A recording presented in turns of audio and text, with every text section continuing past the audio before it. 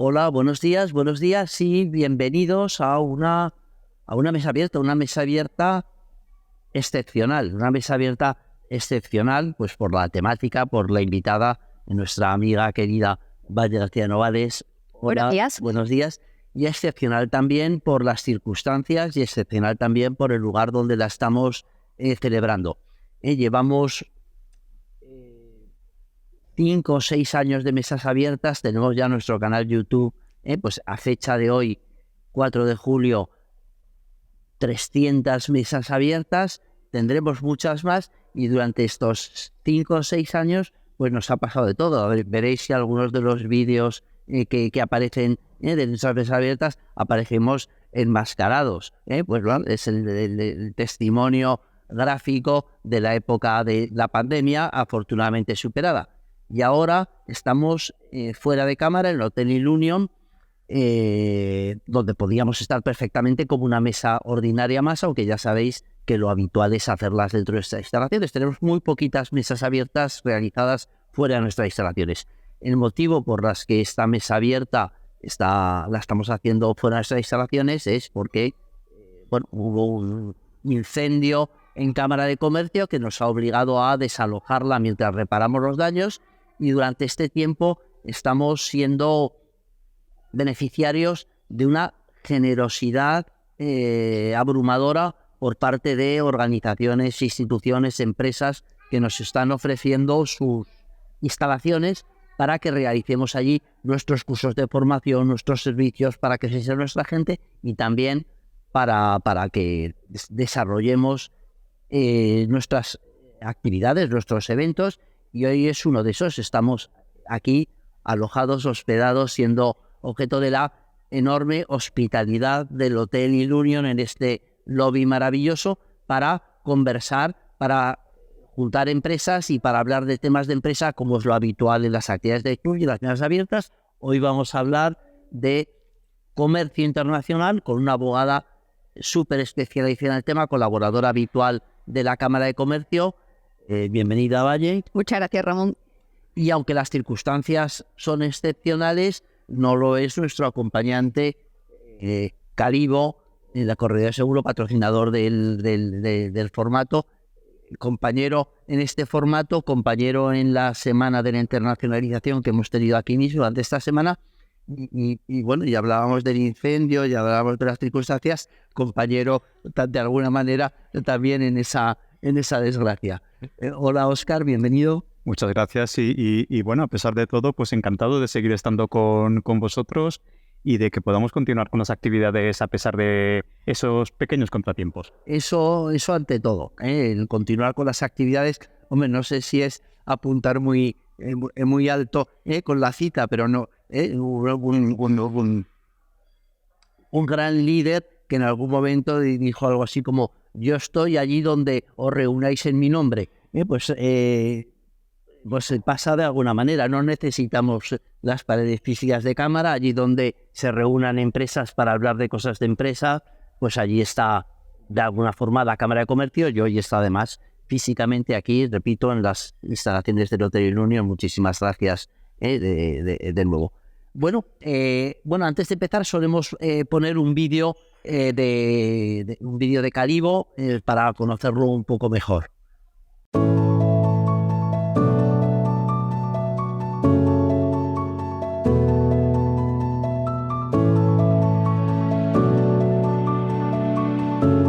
Contratar el mejor seguro no es fácil. Y es que, a pesar de tener muchísima información a nuestro alcance, tomar la mejor decisión requiere muchas veces de la ayuda de un profesional. Por ello, es una gran idea contar con el mejor comparador. Una correduría de confianza como Calibo. Buscamos las mejores soluciones aseguradoras para tu día a día y el de tu familia. Te ayudamos a escoger los mejores productos para los riesgos de tu empresa y los seguros más rentables para tus ahorros del futuro.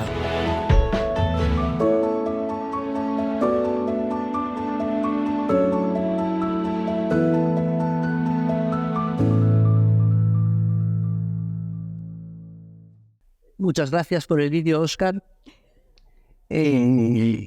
Vaya, Ya estamos aquí, 50 minutos, una hora de conversación alrededor de muchos temas con el tronco del comercio internacional, que es tu especialidad desde hace unos cuantos años. 30 y muchos. 30 y muchos. 30 muchos años. Yo creo que no son tantos. Le haremos luego recuento. Solemos empezar, Valle, pidiendo a nuestra acompañante, la protagonista, que seas tú en este caso, que hagas un poco el currículum, así te centras y te paras y haces hincapié en los puntos que te puedan parecer más significativos para acercarte, para que se te conozca mejor tu trayectoria, tu figura directiva. Muchas gracias, Ramón, muchas gracias, Óscar, y encantada de estar en esta que también considero mi casa, que es la Cámara de Zaragoza. Bueno, pues la mayoría me conocéis, yo siempre digo que soy andamaña, soy una sevillana replantada en Zaragoza. Creo que llevo 31 años en Zaragoza y aquí llegué por amor y llegué procedente de Madrid. Yo soy sevillana, mi familia sigue allí. Al acabar la carrera me trasladé a Madrid a hacer un máster de Instituto de Empresa. Empecé a trabajar allí en un gran bufete. Qué casualidad de la vida, fue el que trajo a España y trajo a Zaragoza la General Motors en su día, la Opel. Fue quien negoció que viniera a España. Estuve allí 2 años, me vine a Zaragoza por amor.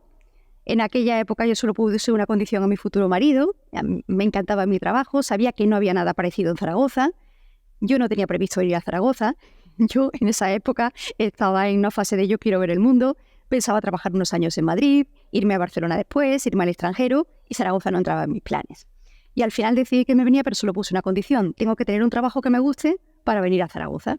Y casualidades de la vida, en esa época pues abría un despacho que no era exactamente lo mismo, pero sí tenía que ver con pues derecho comunitario, con programas comunitarios. Bueno, pues fue una oportunidad. Es cierto que yo he sabido siempre que quería trabajar por mi cuenta. Venía de trabajar con multinacionales, un trabajo completamente diferente del que luego he desarrollado en Zaragoza. No mejor, sino simplemente diferente. Y claro, necesitaba un ajuste y una adaptación a poder trabajar con pymes. Realmente siempre pienso que cuando yo llegué aquí, que fue el año 92, nos ayudó. En el año 93 hubo una crisis, de la que ya pocos los más jóvenes nos acordáis, pero sí hubo una crisis que a nosotros nos ayudó, porque en aquel momento la crisis era una crisis en la que no había liquidez, nadie pagaba, y fue un buen momento para decir a la empresa aragonesa, realmente es más fácil asegurar el cobro de las exportaciones saliendo al exterior que en estos momentos vendiendo en España. Y eso sí que nos ayudó a despegar. Al cabo de 2 años yo tenía claro que quería trabajar por mi cuenta, y una vez que ya conocí cómo era la forma de trabajar en Aragón, pues di el salto, me instalé por mi cuenta con Ana Hernández, que ha sido mi socia casi 30 años, y empezamos nuestra aventura. Y realmente, ¿qué año es eso? AVA Asesores fue en el año final del año 94. Yo llegué aquí en febrero del 92 y a final del año del 94 ya estábamos de forma independiente. Y realmente, a ver, mi carrera profesional se ha sido a lo largo de 30 años muy consistente, porque yo he hecho siempre lo que me ha gustado, es decir, asesoría jurídica para comercio exterior. Me he especializado en el derecho mercantil internacional, que al final es acompañar a la empresa que tiene una actividad en el exterior a realizar con seguridad sus operaciones, su operativa sea de exportación, sea de importación, sea de implantación en otros mercados, sea de desarrollar planes de cooperación con otras empresas pues para expandir mercados, para hacer proyectos internacionales. Realmente a mí me apasiona porque no se repite nada. A mí me encanta estudiar, yo tengo que estudiar todos los días, sigo estudiando todos los días y sobre todo me da la posibilidad de trabajar. Me río porque a veces, claro, lo que viene al despacho como un problema jurídico es un problema que ha empezado como un problema cultural. Hay que trabajar con gente de distintas culturas y todo lo que somos, aquello en lo que creemos, la forma en la que nos comportamos, eso también lo trasladamos a la forma en que nos relacionamos en nuestros negocios. Y a veces deriva un problema jurídico de algo que es un problema cultural, de un problema de entendimiento con tu proveedor, con tu cliente, que piensas que puedes hacer las cosas de la misma forma allá donde vas y eso no es cierto, porque te tienes que adaptar completamente. Entonces, al final, claro, esto forma parte también del know-how de tantos años, ¿no? Acompañando a los clientes en todo el mundo y negociando con toda clase de cultura jurídica, que te da para mucha anécdota, pero luego a mí me gusta siempre extraer la enseñanza, ¿no? Y decir, bueno, pues al final esto no ha salido como pensábamos, pero bueno, es el momento adecuado para extraer una experiencia y pensar cómo podemos mejorar la próxima vez que abordemos una negociación en este país o en esta parte del mundo o con un cliente de estas características, ¿no? O con un proveedor de estas características.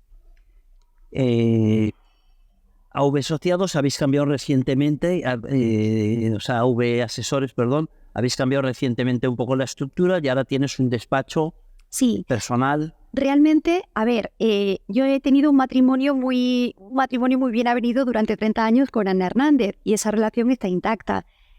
Justo antes de la pandemia, justo antes del confinamiento, Ana y yo habíamos llegado a la conclusión de que teníamos que separar las actividades porque la evolución que hemos hecho en 30 años ha sido completamente divergente. Es decir, yo sí he seguido una línea que me he dedicado siempre a asesoría jurídica para comercio exterior, pero Ana, que empezamos haciendo lo mismo, Ana ha encontrado su camino en aplicando la innovación al desarrollo empresarial.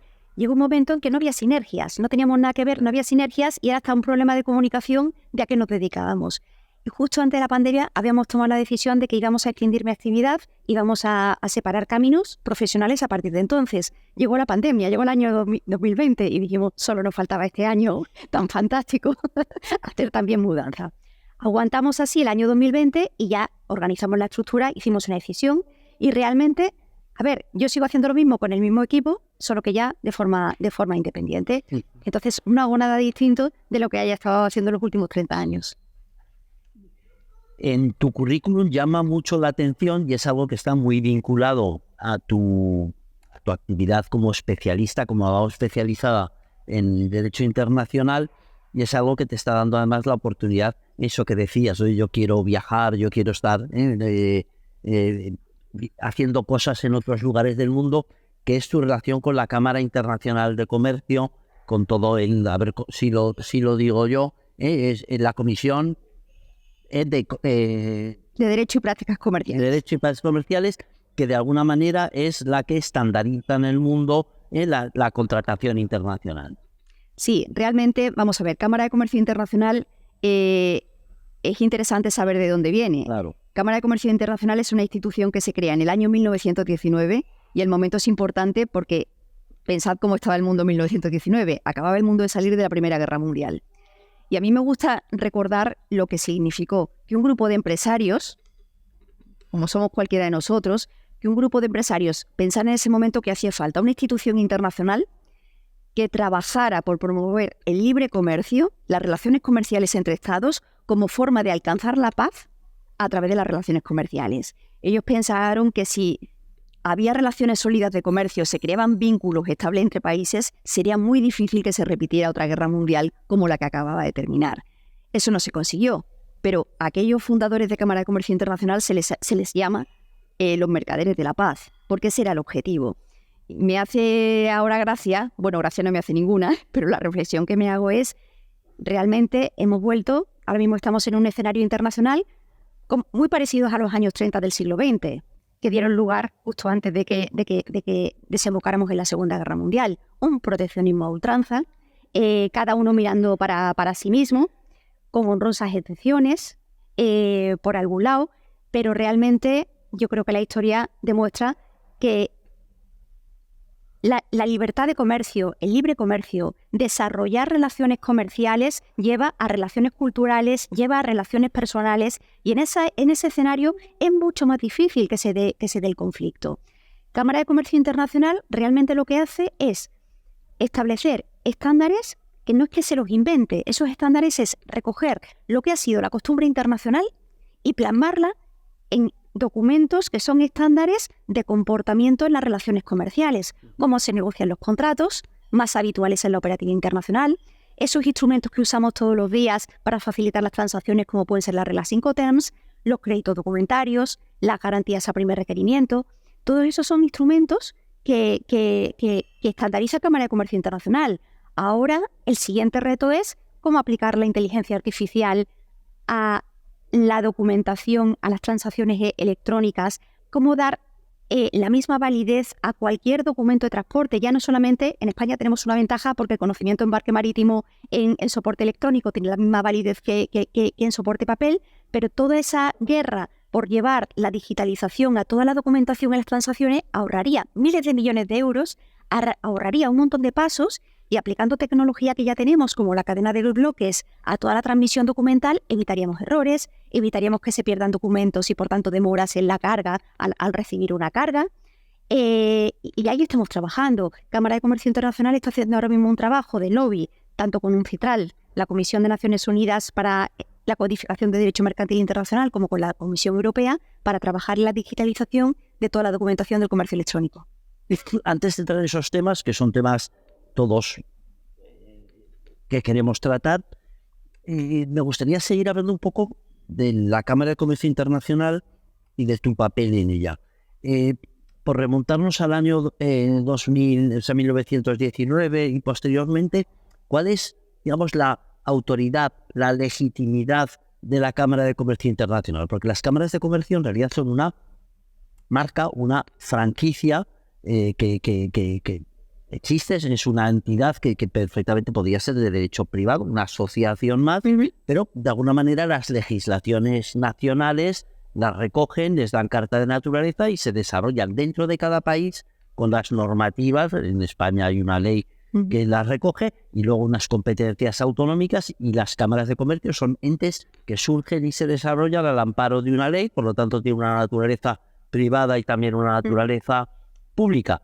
Si no fuera así, cualquiera podría hacerse su cámara de comercio y juntar y funcionar digamos, como una asociación más. Claro, en el ámbito autonómico y en el ámbito nacional esto es así. Puede haber incluso asociaciones que reúnan a distintas cámaras de comercios de países en los que hay una unión legislativa, una cierta homogeneidad legislativa, y entonces allá hay una entidad supranacional pero que recoge legitimidades legales, instituciones en cada país. Pero claro, en el año 1919, incluso hoy, ¿quién le da legitimidad a un grupo de empresarios que surgen y dicen, me llamo Cámara de Comercio Internacional, y mañana otros empresarios del lobby de no sé qué o tal montan la Cámara de Comercio Internacional oficial?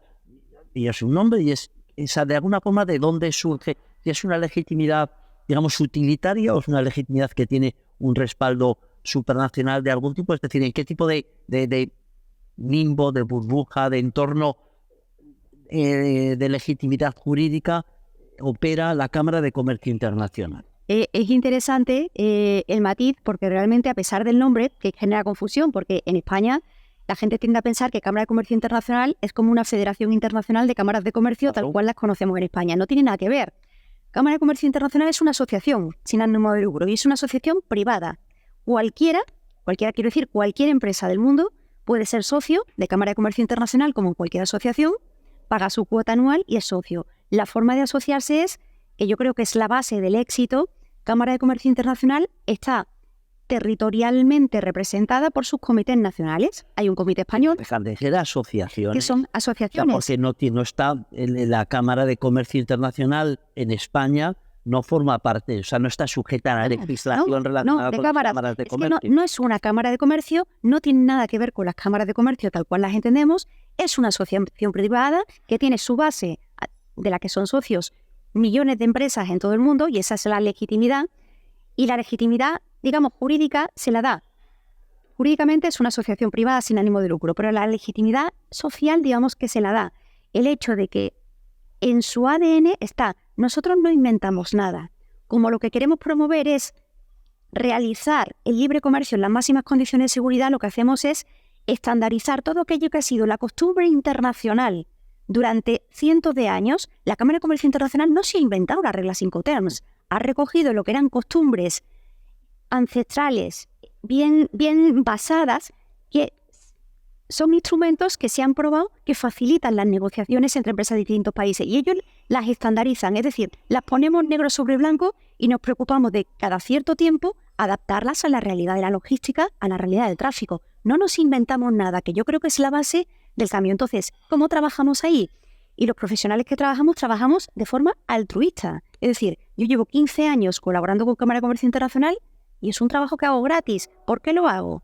Por dos razones. Primero, porque soy parte de aquello que luego, con lo que yo trabajo, es decir, los instrumentos con los que yo trabajo día a día, soy parte, veo la evolución y contribuyo a hacerlos, a adecuarlos, y a modernizarlos. Y por otra parte, claro, tú piensas que en los comités, en la Comisión de Derecho y Prácticas Comerciales a la que yo pertenezco y de la que ahora soy vicepresidenta, yo ahí tengo abogados que son referencia en todo el mundo. Es decir, yo a la hora de necesitar un abogado en Pakistán, en Irán, en donde sea, en Colombia, en Chile, en Alemania, yo tengo mis compañeros, que son gente con la que yo ya he trabajado y que sé cómo trabajan. Con lo cual no es que me tenga que fiar de... No, son mis compañeros y realmente sé con qué especialista en cada tema puedo contar. Por buscar algún paralelismo, que ahora profundizaré un poco más en el funcionamiento de esa institución, ¿habría algún paralelismo entre la Cámara de Comercio Internacional y el Comité Olímpico Internacional, por ejemplo, que no deja de ser otra asociación, una iniciativa de personas en deporte? Es decir, o el COI tendría una cierta institucionalidad superior, algún reconocimiento por parte de Naciones Unidas. La verdad es que yo desconozco cómo está organizado el COI. Lo que sí sé es que por el trabajo que hace la Cámara de Comercio Internacional como creadora de instrumentos que facilitan el comercio internacional, tiene reconocimiento y es interlocutor de referencia tanto para Naciones Unidas como para la Comisión Europea en nuestro caso. O sea, no sería una legitimidad legal, sí, pero sino una autoridad. Una autoridad. Una autoritas en el sentido latino, dado que represento los intereses de el mayor colectivo de empresas que hay en el mundo, tengo esa autoritas. Lo más parecido sería los interlocutores sociales como los reconocemos en España, ¿no?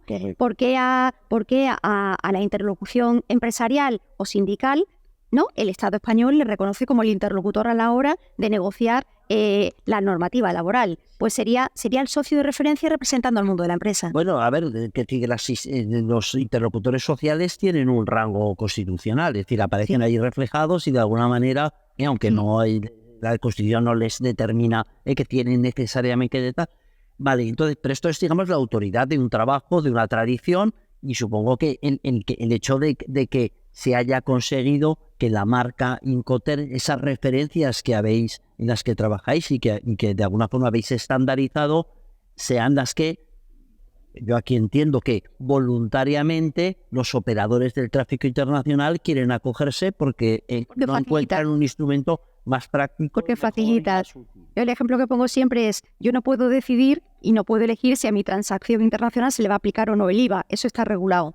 Pero yo puedo elegir si a la hora de negociar uso unas reglas Incoterms que me facilitan la negociación con mi proveedor o con mi cliente. Me lo facilitan, es útil. Decidimos que los usamos. No porque sean obligatorias, sino porque eso se convierte en un pacto más. Al final, toda la contratación internacional es libertad de pactos. Pues es un acuerdo más en el contrato. Libertad de pactos. Mañana la Asociación del Pirata Mercantil establece un nuevo tal y las empresas quieren utilizarlo, pues entra una nueva fórmula Así es. Del transporte internacional para facilitar la piratería. Porque lo que se hace es recoger lo que ha sido la costumbre y se intenta mejorar por claridad del tráfico. Establecido eso y establecido la importancia tradicional de este trabajo y la importancia, digamos, y la repercusión actual, vosotros, vuestra institución, es la depositaria de alguna manera, la que mantiene los usos comerciales, y esto lo llaman los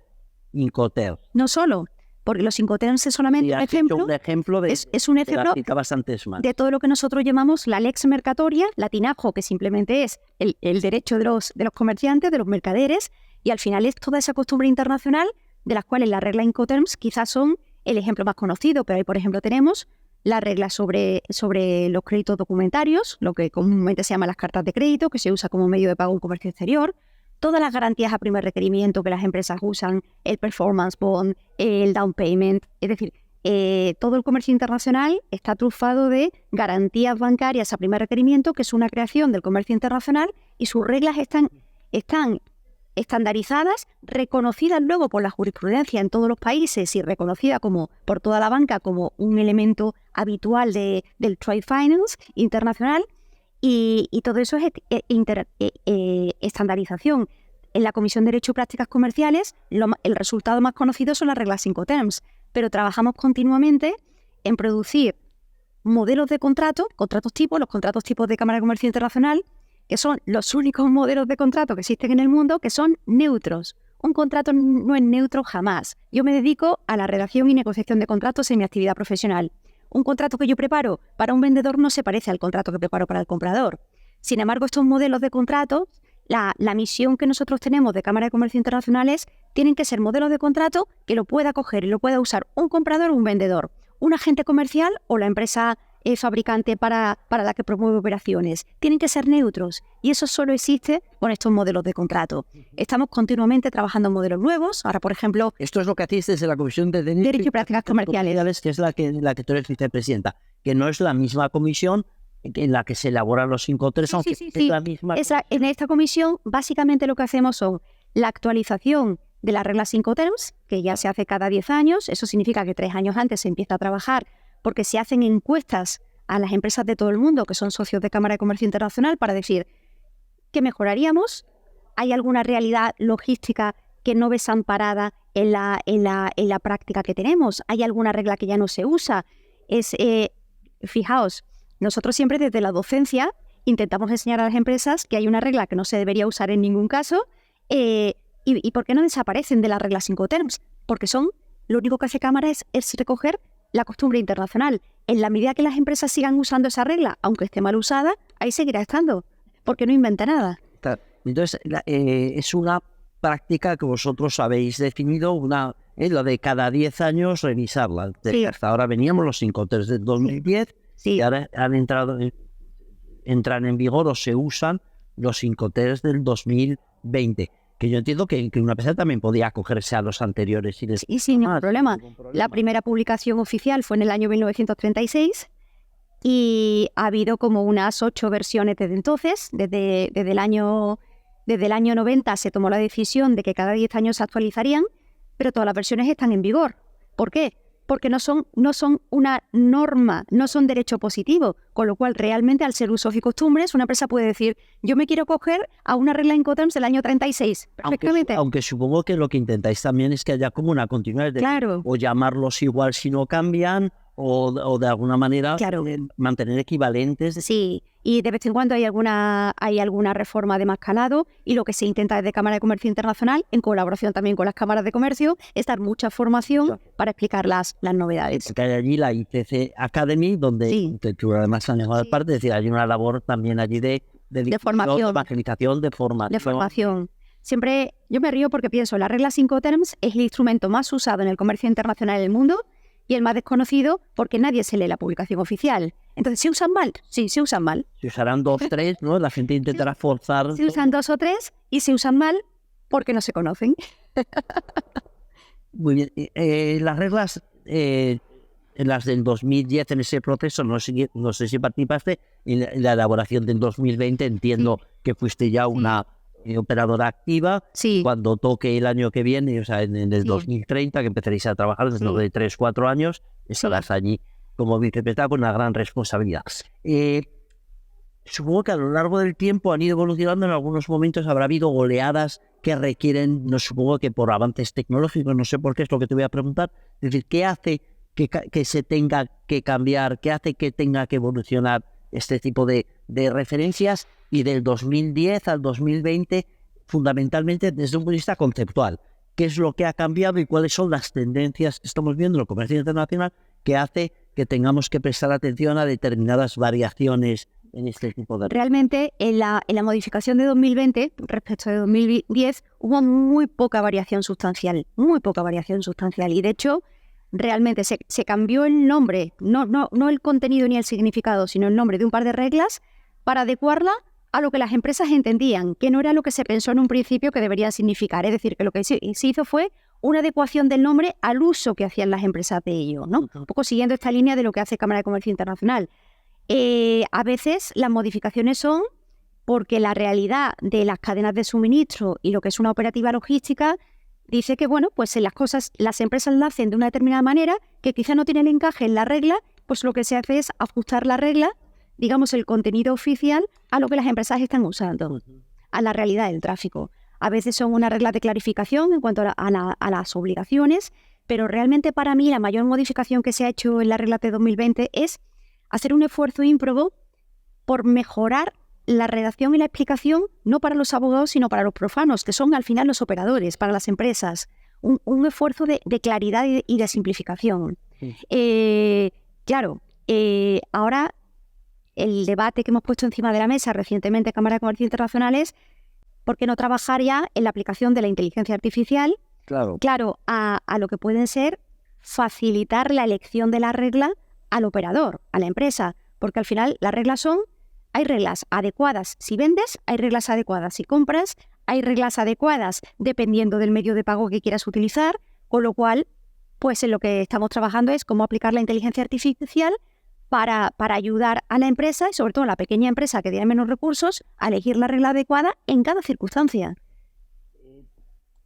Digamos, gran parte de vuestro éxito radica, el éxito de esta institución radica en que en realidad estáis recopilando buenas prácticas y Sí. estáis haciendo el trabajo necesario de darles forma, de referenciarlas, paquetizarlas para que se usen y todos los operadores puedan ponerse de acuerdo. Ok. Pero hay, digamos, mucho que avanzar en la estandarización, no en el campo de lo que las empresas en el uso de la libre disposición de sus contratos pueden hacer, sino en el uso de la legislación. Es decir, los estados que de alguna forma son unos operadores en el tráfico internacional que necesitan saber a efectos estadísticos qué pasa. Hay legislaciones, hay impuestos, hay un montón de regulaciones que impiden el comercio internacional. Cada estado o cada zona económica es libre de hacerlo y allí la estandarización, que también sería necesario, no opera y digamos las necesidades documentarias que tienen un origen en tal, pues también tienen que avanzar, pero allí ya supongo que ya no es tan fácil, no es un mundo tan fácil, y allí en la digitalización, hablabas de la inteligencia artificial, hablabas de la cadena de bloques, podría operar milagros en facilitar el comercio internacional, las transacciones, las necesidades legislativas, los impuestos, etcétera. Y allí supongo que esto es más fácil porque allí yo no sé si los estados reconocen esta legitimidad a la Cámara de Comercio Internacional o la referencia es alguna organización supranacional más oficial. Te voy a dar una absoluta primicia porque esto es del jueves pasado. UNCITRAL, que es el organismo de Naciones Unidas que codifica el derecho mercantil internacional y tiene la legitimidad pues, de representar prácticamente a todos los estados que existen, en 2017 publicó una ley, lo que llaman la ley modelo, sobre los documentos transmisibles electrónicos. Esa ley modelo lo que pretendía es servir de guía a todos los estados, miembros de Naciones Unidas, para que adaptaran la normativa interna para equiparar los documentos electrónicos a los documentos en el soporte papel. Claro, esto en comercio internacional, esto es súper potente. Los documentos en soporte papel, estos más o menos ya están estandarizados. Los documentos en soporte papel están estandarizados. ¿Qué pasa? Que la realidad de hoy en día es, si tú tienes que mandar un BL, ¿no? El documento del conocimiento de embarque marítimo, que es el que te representa, el que lo tiene, el poseedor, es como si fuera el poseedor de la mercancía, y yo tengo el BL en mi mano y le puedo exigir a una naviera, a una aduana que me entregue esa mercancía, porque soy el poseedor legítimo. Ese papel es lo que llamamos, es un título valor. Ese papel es un título valor. Pero esos papeles se pierden, quiero decir, se envían por courier, a veces se pierden, la naviera te hace, firmarte un pliego de descargo para darte un duplicado, porque obviamente, imagínate que se te presentan dos personas con el mismo documento diciendo yo tengo derecho a llevarme la mercancía, ¿a quién se la das? Menudo papelón. Esto se puede simplificar y de hecho en España vamos mucho más avanzados que los países de nuestro entorno, porque en España en la ley de navegación marítima ya se reconoce la equivalencia del BL en soporte electrónico igual que en soporte papel. Pero esto es una parte del camino, es decir, lo que perseguimos, lo que persigue esa normativa de UNCITRAL es que a nivel general se le dé la misma validez a todos estos documentos que ahorrarían millones de euros y simplificarían tenemos como estandarizados, cada transacción comercial tiene unos 450 procedimientos. 450 Si damos validez a los documentos principales en soporte electrónico, es que los dejamos reducidos a una quinta parte, esos procedimientos. Te Te voy a explicar lo que significa. Significa que cada estado tendría que cambiar su Código Civil, su Código de Comercio y algunas otras leyes para hacerlo. Bueno, pues Singapur fue el primer estado que adoptó la ley modelo y ha adaptado su legislación interna a esta ley modelo UNCITRAL. Reino Unido tiene ya en trámite en el Parlamento la ley que va a permitir esto y está haciendo mucha presión sobre todo Occidente. Francia acaba de presentar el viernes pasado el report que ha hecho, el informe que ha hecho el Comité Francés de Cámara de Comercio Internacional, ya para darle al legislativo francés y diciéndole esto es lo que tenemos que cambiar artículo por artículo en nuestra normativa. Y el jueves pasado aprobamos en la sede del Comité Español de Cámara de Comercio Internacional, esta es la primicia, aprobamos, hemos formado un grupo de trabajo conjunto entre nuestra Comisión de Derecho y Prácticas Comerciales Española, que presido yo, y la Comisión Bancaria, donde están todos los grandes bancos españoles. Vamos a invitar también a expertos de otras áreas, el sector asegurador, del sector de derecho cambiario, porque queremos hacer nosotros ese trabajo de darle al legislador estas son las modificaciones normativas que necesita el ordenamiento jurídico español para poder adoptar la ley modelo UNCITRAL. Entonces, esto es un trabajo que para Cámara de Comercio Internacional es crucial dar soporte y es un ejemplo de cooperación entre instituciones a nivel supranacional. Es un ejemplo de colaboración porque va en línea con lo que quiere Naciones Unidas, se alinea con ello Cámara de Comercio Internacional y al mismo tiempo va en la línea de lo que está trabajando la Comisión Europea en todo el proyecto de digitalización. O sea que aquí hay una colaboración. Lo que vamos a hacer nosotros desde el Comité Español es darle el trabajo hecho al legislador español, que tiene repartidas las competencias entre exteriores y justicia y sorprendentemente, aunque el Ministerio de Economía se llama de Economía y Transformación Digital, no sabe nada de esto. Esperemos que esto cambie. Cuando dices que España está por delante de otros países, cuando dices es una cosa concreta. Es la cosa concreta. Cuando dices que Singapur fue el primer estado, ¿qué tal? A mí se me ponen los pelos de punta de pensar en la complejidad del tráfico mercantil internacional, porque cuando vendes a un país, pues tienes que saber que cada país oye, en este se puede hacer esto, en este no. Yo ya no estoy hablando de decir, esto es artesanía, o sea, un departamento de exportación, una naviera, un consignatario, un departamento de internacional de una cámara de comercio que asesora. O sea, esto es una artesanía pura en cada ocasión, en cada tal. La posibilidad de que surjan cosas diferentes y ahora hay un cambio legislativo. Estar al tanto de todo esto es con perdón, un sin Dios. Bueno, o yo prefiero pensar esa maldición china, ¿no? De ojalá te toque vivir tiempos interesantes. No, yo no me aburro.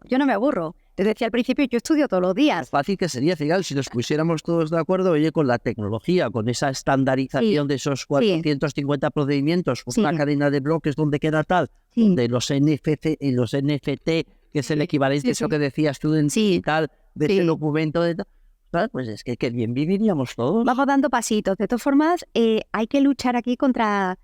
Sí, al final yo creo que es una pulsión muy humana de pensar que quiero mi carico, ¿no? Aunque sea pequeñito para mí, en vez de mirar, tener el big picture, ¿no? Y mirar a largo plazo y ampliar el campo de visión y decir, pero vamos a ver, si hay instrumentos internacionales, como tú dices, que se pueden aplicar igual en 80 países del mundo, eso nos da seguridad jurídica, ¿no? Eso nos facilita las transacciones, eso hace que tengamos que discutir una décima parte, pero somos reacios. El ejemplo de esto es, perdón por el apunte jurídico, pero hay un instrumento maravilloso que es la Convención de Naciones Unidas, que viene también de UNCITRAL, la Convención de Naciones Unidas sobre el contrato de compraventa internacional.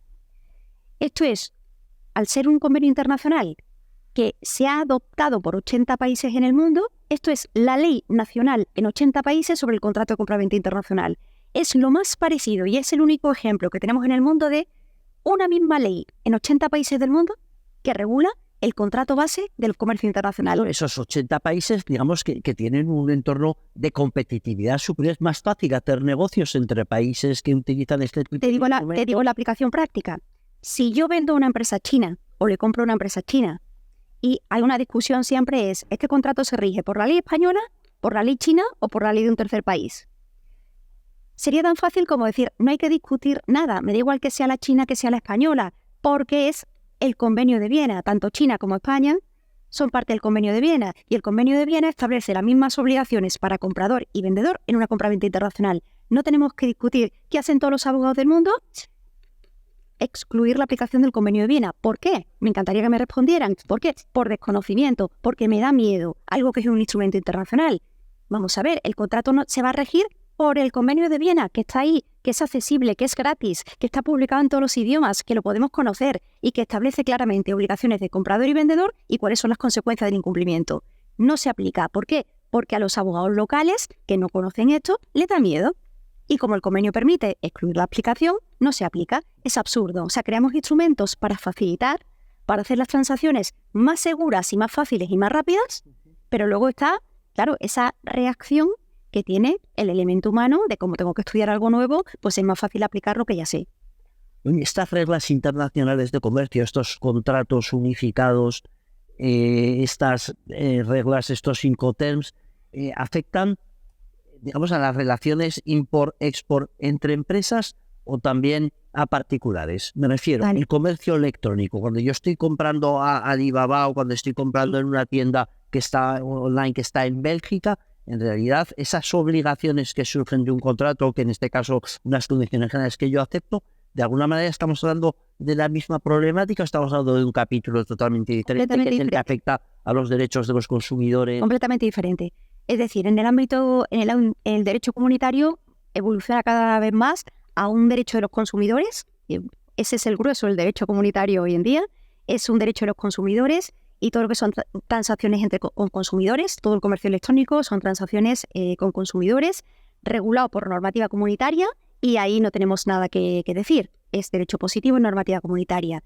Todo el trabajo que hace Cámara de Comercio Internacional está en el sector B2B, en todo lo que son transacciones entre empresas. No se mete en el ámbito de los consumidores. Su ADN, lo que ha hecho siempre y donde tiene sentido, porque precisamente en el ámbito de la empresa todo queda a la libre voluntad de las partes, a lo que impacte, y ahí es donde se pueden desarrollar instrumentos que faciliten esas transacciones. El derecho de los consumidores está absolutamente reglamentado. Es decir, los entornos digamos, de unificación legislativa como es en la Unión Europea o en América del Sur, etcétera, supongo que facilitan muchísimo la unificación de instrumentos entre esos países. Ya no se consiguen ni siquiera prácticamente exportaciones, fronteras interiores. Pero aún así yo entiendo que cuando tú le compras a un alemán algo, los Incoterms sigan siendo de aplicación, pues porque... Sí. Una vez que esto, digamos que digitalicemos las contrataciones y automaticemos muchas cosas y se generen contratos automáticos, las obligaciones fiscales que se generan quedarán todavía como más recogidas y será todo como mucho más automático. Intentamos ir a eso. Conflictos entre... Me estoy remitiendo, es decir, esa creatividad, esos esfuerzos... la Unión Europea, la relación con el Brexit, con el contrato, o sea, la negociación que se hizo, que quedaba aquí el régimen de Irlanda del Norte, donde estaba la aduana. La aduana estaba, oye, hay una frontera común entre Irlanda e Irlanda del Norte, y entonces las obligaciones aduaneras se establecen en el tráfico entre Irlanda del Norte y la isla, o se ponen allí. Entonces, bueno, se hacía alusión, oye, a cierta creatividad, a la digitalización, a que se pudieran automatizar cosas. Estamos hablando, cuando hablabas de la digitalización, del blockchain, un poco de esto, es decir, que en ese tipo de entornos podremos ser como mucho más creativos y facilitar tránsitos entre economías. La facilidad que buscamos es la del documento electrónico, que permita, por una parte, que no se pueda falsificar, que no se pueda perder, porque si hay una transmisión electrónica con una tecnología segura, eso no se puede perder, ni se puede manipular, ni pueden aparecer duplicados, ni pueden aparecer... Quiero decir, lo que hace es facilitar y simplificar. De lo que estamos hablando, en concreto con el Brexit, bueno, pues yo me río para mí adentro porque al Reino Unido se le ha atragantado, se le ha atragantado el Brexit, no han sido capaces de adaptar ni la normativa interna ni los procedimientos que tienen que aplicar sus funcionarios en el tiempo que tenían que hacerlo a la realidad del tráfico y están sufriendo las consecuencias. Yo creo que todo esto son lecciones, ¿no? Lecciones que tenemos que aprender. Oye, en un despacho, ahora vuelvo a tu despacho, es decir, ese contexto, decías, oye, yo el hecho de estar en la Cámara de Comercio Internacional me está, digamos, ayudando a estudiar y a conocer la realidad, a hacer red, y te está dando también, no lo has dicho tú, lo digo yo, que te pone en un entorno también de autoridad y de prestigio que supongo que te viene también muy bien para tu trabajo, lógicamente. Vuelvo ahora a tu despacho. Tu trabajo, ¿dónde opera? Es decir, es un tema de, sobre todo, de litigiosidad a raíz de contratos y de conflictos. Es más un elaborar contratos, el asesorar a tus clientes que inician este tipo de tal, o tiene que ver esa labor que decías tú como de interfaz cultural, ¿no? De decir, oye, vamos a hacer, vaya, quiero hacer negocios con este país, de alguna forma márcame un contexto en el que yo pueda transponer nuestra operativa por lo que tú sabes que tiene este país. A nosotros nos gusta pensar que lo que hacemos es ayudar a nuestros clientes a realizar sus transacciones comerciales con el máximo nivel de seguridad posible. Cuando digo con el máximo nivel de seguridad posible, quiero decir que es imposible evitar el conflicto al 100% y que es imposible intentar prever los riesgos al 100% en comercio internacional. Lo que intentamos es que prevean al menos el 95% de todo lo que puede ocurrir. Es decir, nosotros no somos abogados procesalistas, no hacemos tribunales. Cuando algo excepcionalmente deriva en un litigio, lo derivamos fuera, a través de la red. No hacemos eso. Nuestro trabajo está en la fase anterior. Es decir, hacemos mucha labor de formación a nuestros clientes para enseñar a hacer procesos de forma segura, que los equipos comerciales, logísticos, de finanzas, de back office, administración, aprendan a trabajar de forma coordinada y en las máximas condiciones posibles de seguridad. Obviamente hacemos la cobertura jurídica de toda la negociación de todos los contratos y la operativa del día a día, como hacer las transacciones de forma segura. Es amplísimo, pero estamos en el ámbito, digamos, preventivo. Nosotros tenemos un nivel bajísimo de litigiosidad en las empresas con las que nosotros trabajamos. Intentamos no llegar nunca ahí. Nuevamente, en caso de que haya un conflicto, prevemos siempre un arbitraje comercial antes que acudir a los tribunales, porque se resuelven las cosas mucho más fácilmente y mucho más rápidamente.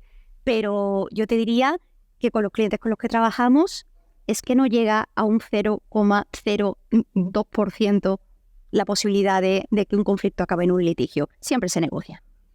Digamos, a nivel de comercio entre países, pues las diferencias en fin, la complejidad de los trámites aduaneros, de documentarios, etcétera, yo entiendo que influyen en si un país es competitivo o no es competitivo, si me interesa buscar mercados o buscar proveedores en el país o no. Es decir, a la hora de que una empresa se plantea su expansión internacional, lo vemos mucho cuando hablamos con empresas. Oye, ¿cómo? Bueno, cada uno hace su matriz, mira, oye, no está, su competencia, no sé.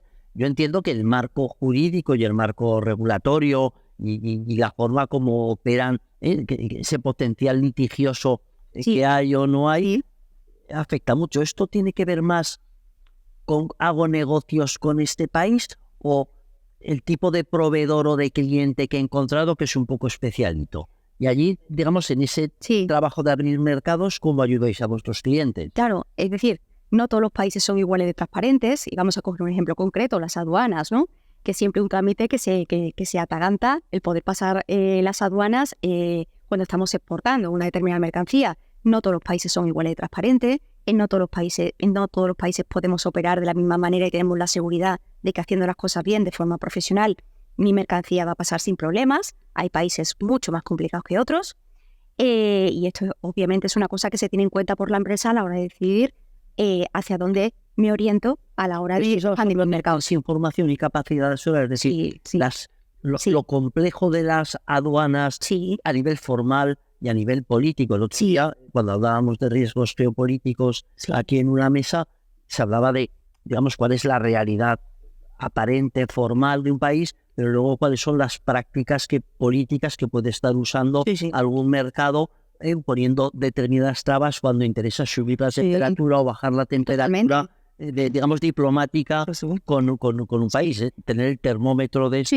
que por cierto, alguien, ahora no recuerdo muy bien quién, apuntaba cuando alguien hablaba de estas prácticas, incluso en algunos puertos se hacía alusión a África, de que había que tener un presupuesto informal adicional para poder agilizar trámites.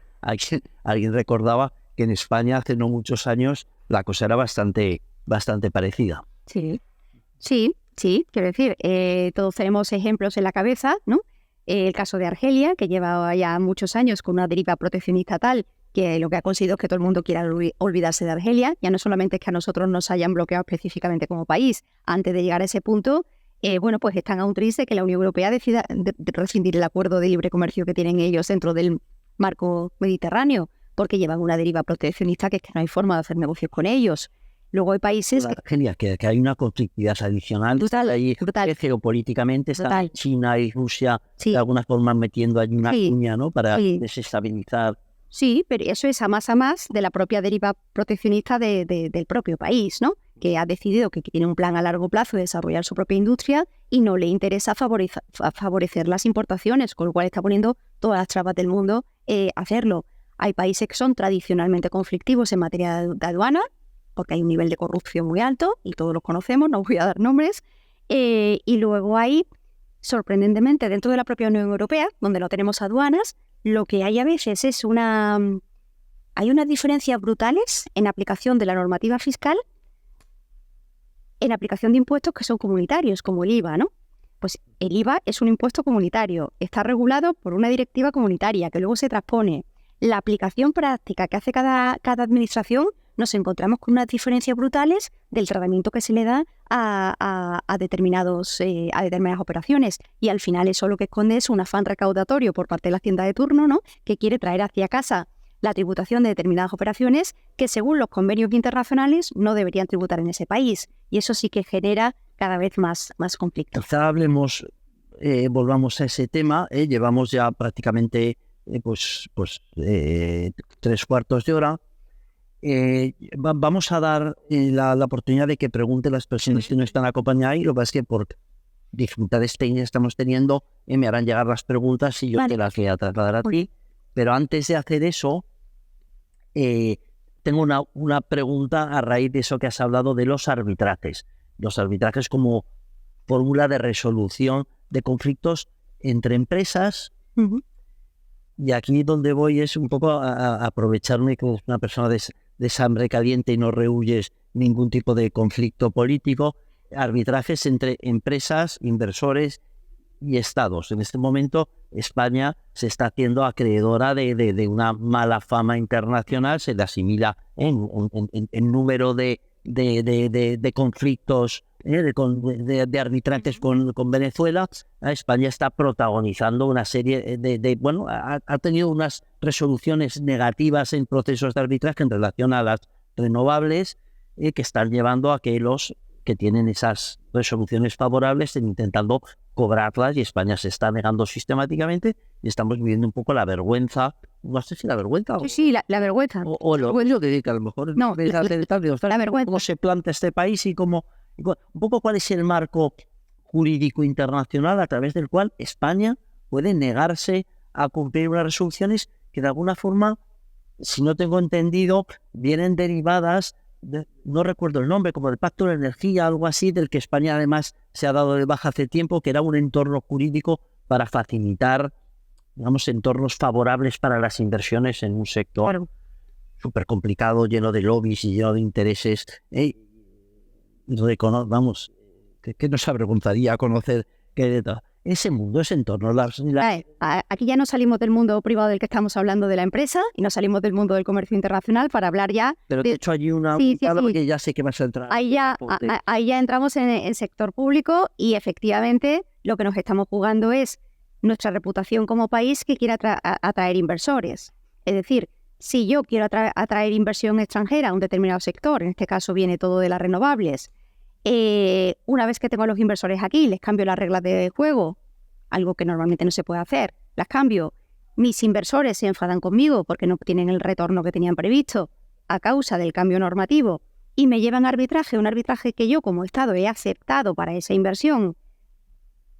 La esencia del arbitraje, sea público, sea privado, sea como sea, es que esto solamente se puede ir a arbitraje si las partes se ponen de acuerdo. Si he aceptado de antemano que se va a arbitraje, ese es el único procedimiento posible para solucionar un conflicto. Lo que no puedo hacer es decir, acepto el arbitraje y ahora cuando me condenan en el laudo, no lo cumplo, no lo ejecuto.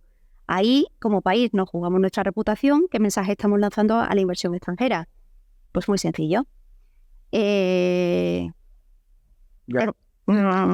fin. Hombre, yo creo que aquí tendríamos que estar de alguna forma anticipando cuáles serían los argumentos a favor de los cuales España, que no es un país pirata, está poniendo encima de la mesa. Es decir, no sé si estará diciendo, oye, aquí hubo una situación de causa mayor en un momento determinado, un cambio pero todo de no sé qué, que hace... Ramón, ha habido un procedimiento arbitral donde ha estado la abogacía del Estado defendiendo los intereses del Estado español, los inversores habrán tenido sus propios abogados y los laudos arbitrales, en varios casos ya, ha condenado al Estado español. No, lo que no se puede hacer es decir, igual que si tengo una sentencia judicial, la tengo que cumplir. Tengo un laudo arbitral, es equivalente, es lo mismo, lo tengo que cumplir. Hemos pasado a la vergüenza internacional de que nos han embargado los bienes en el Instituto Cervantes en Londres, si no recuerdo mal, hace un par de meses. Eso es una vergüenza, ¿no? Eso es una vergüenza. Y además, hay legitimidad. En este caso han sido un tribunal británico que reconoce un laudo arbitral internacional y le da título ejecutivo a ese laudo. ¿Podemos permitirnos esto como país? ¿Eso a qué nivel, dónde nos equipara? Pues a nivel de, ¿no?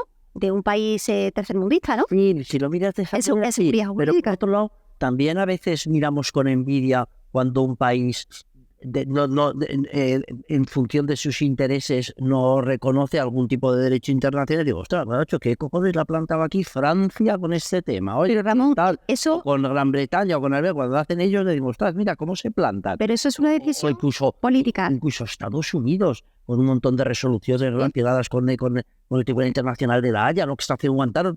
Hostia, macho, viven con la vergüenza de eso, pero por otro macho, aquí está defendiendo sus intereses. Estados Unidos es una de las dos potencias mundiales, nosotros no estamos en ese papel, estamos hablando de decisiones políticas que yo no voy a entrar a valorar porque yo solamente puedo hablar en términos jurídicos. En términos jurídicos, ni una empresa ni un Estado pueden no cumplir un laudo arbitral, porque entonces a lo que se exponen es que haya una ejecución forzosa, como nos han hecho con los bienes de la sede del Instituto Cervantes recientemente, que eso es una vergüenza. Bueno, tenemos, Valle, una pregunta relacionada con los Incoterms que obligan, o sea, que incorporan o no la obligación del compromiso de asegurar, que creo que son muy poquitos, por lo tanto, todos los contratos que no están sujetos a esos Incoterms en concreto, en realidad pueden viajar sin seguro. En la obligatoriedad de tener seguro, que no sé si quien tiene la fuerza de obligar o no obligar, en realidad es un pacto.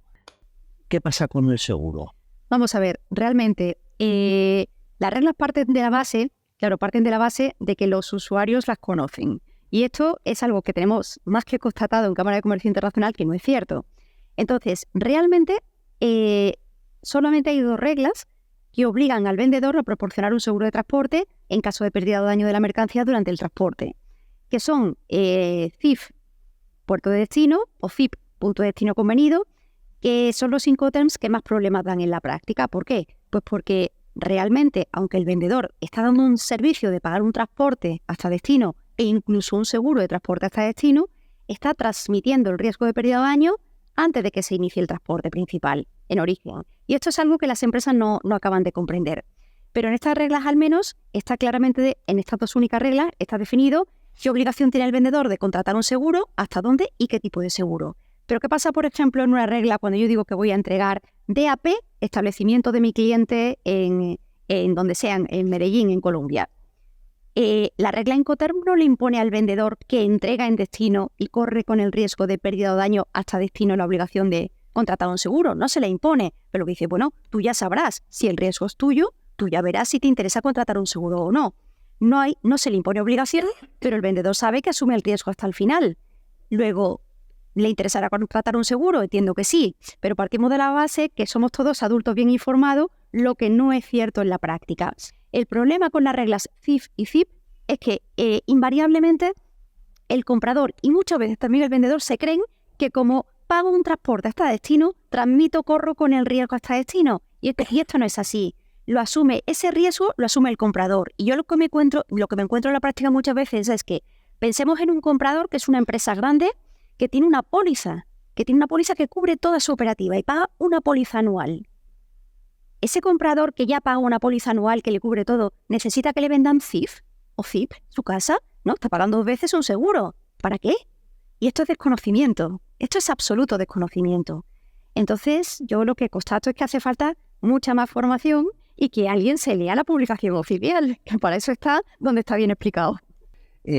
Vale, tenemos otra pregunta relacionada con la relocalización. A raíz de bueno, todos estos problemas que hemos vivido con la cadena de suministros, que muchas empresas se han planteado si es inteligente depender de mercados conflictivos como China y tan lejanos como China, y están buscando posibles aprovisionamientos más cercanos en Marruecos, en Turquía, en países, digamos, con menos riesgos.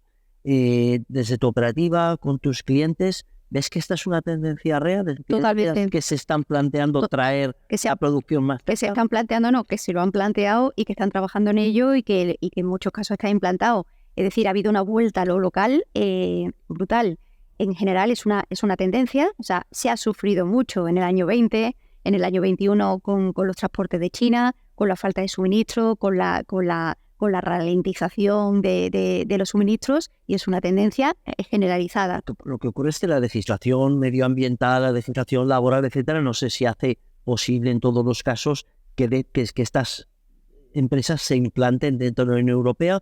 Cuando tú hablas de vuelta a lo local, ¿te estás refiriendo a instalarse en la Unión Europea o digamos a mercados periféricos? Pues dependiendo de los sectores, en muchos casos a buscar proveedores, pero además a buscar proveedores en mi pueblo de al lado, y se ha vuelto por parte de empresas grandes del sector industrial a intentar encontrar proveedores al nivel más local posible para evitar estos problemas y bueno, pues en el entorno más cercano donde no tenga estas tensiones del transporte que tanto nos han afectado en los años de la pandemia. Es una tendencia absolutamente general. Lamentablemente, pues la reflexión que hago es que, claro, como Unión Europea vamos tarde, pero hay que hacerse una reflexión de si nos podemos permitir que no haya prácticamente industria en la Unión Europea, que esto no se puede hacer de hoy para mañana, esto son planificaciones a largo plazo, pero es que necesitamos reindustrializarnos. Y aquí entramos en conflicto, que claro, la industria europea no va a ser competitiva con la normativa ambiental que tenemos y la normativa laboral que tenemos, y es muy difícil ser competitivo así cuando en Asia de estas cosas se le da la risa si hablamos de protección del medio ambiente, pero claro, tenemos un compromiso con el medio ambiente. Entonces, bueno, pues ahí está la madre del cordero, es decir, estamos con la inflación como la tenemos y comprar y producir aquí es mucho más caro que comprar en el tercer mundo, pero es que así es. Y luego además tenemos otra tensión adicional que nos viene, que es la guerra geopolítica, ¿no?, entre Estados Unidos y China. Ya la semana pasada la Unión Europea pues se ha anunciado que de aquí a fin de año va a endurecer las condiciones de suministro de tecnología a China, con lo cual las empresas exportadoras de tecnología se van a encontrar de aquí a fin de año que no van a poder vender determinados productos que estaban vendiendo a China, pues porque se nos va a endurecer la normativa. O sea, estamos en un momento absolutamente proteccionista, y mucho de ese proteccionismo viene de la presión que hace Estados Unidos sobre Occidente para que no se exporte tecnología a quien considera que son sus enemigos comerciales.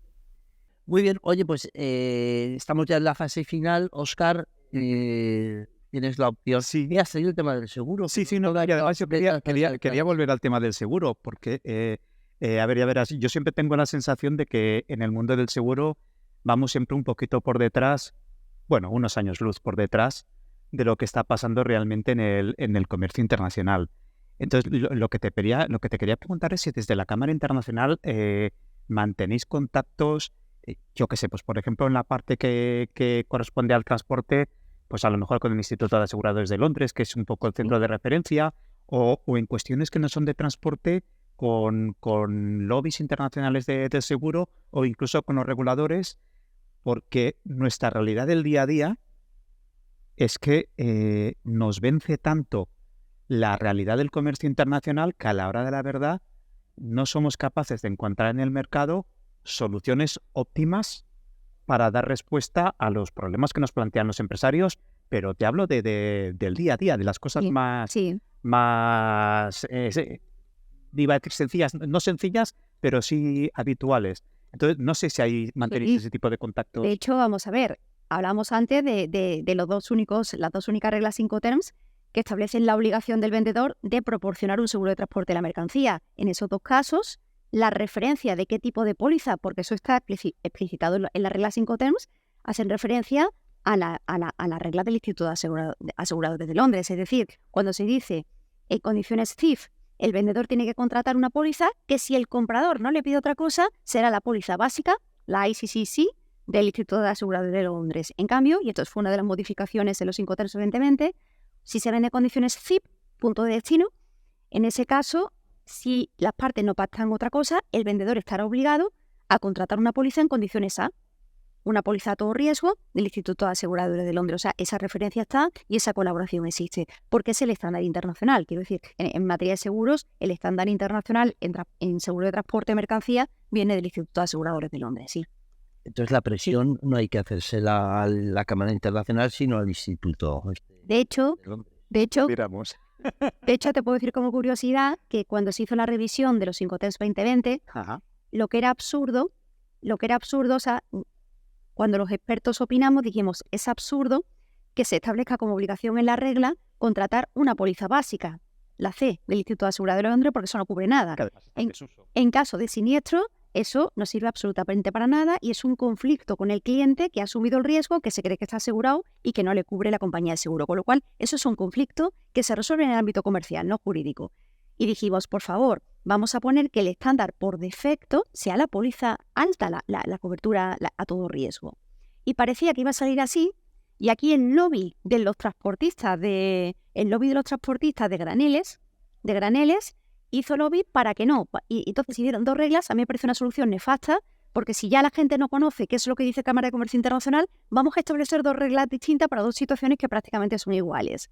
Con lo cual es un desastre. El lobby del sector de transporte de graneles dijo que por el coste de su mercancía, que no tenía sentido obligar, que no se obligaba, era si las partes no pactan otra cosa, a hacer por defecto la cobertura máxima, se dejó la mínima, pero para CIP, que se supone que es para carga containerizada, mercancía transformada de mayor valor añadido, se estableció la regla por defecto que fuera todo riesgo. Con lo cual tenemos 2 únicas reglas que imponen el seguro y 2 reglas diferentes.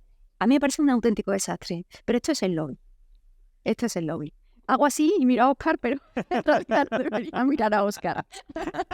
El lobby del granel. El lobby del granel. Bueno, Sí. hemos llegado ya al momento en el que tenemos que terminar esta transmisión. Lo que yo me quedo, Óscar, es ¿cuánto sabe Valle? Yo, que sepas que te sigo habitualmente en LinkedIn porque ninguna de tus entradas tiene desperdicio.